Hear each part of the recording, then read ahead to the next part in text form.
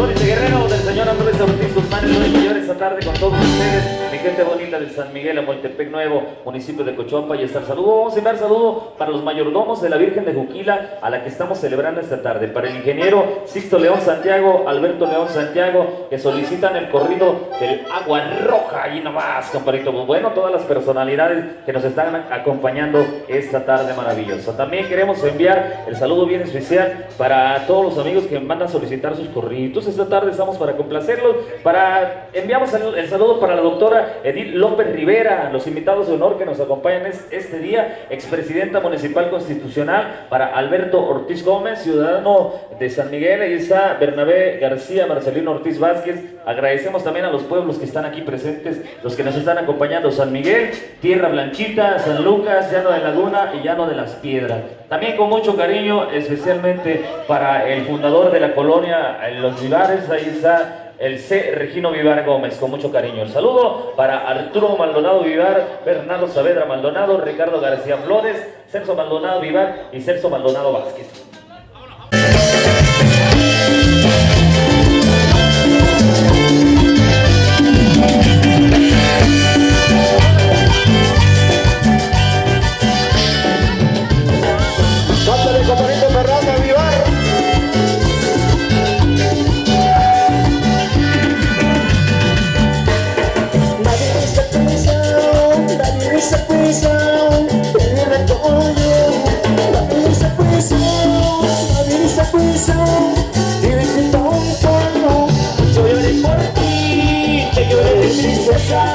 Desde que me dejaste, mucho lloré por ti, te he extrañado desde que te marchaste.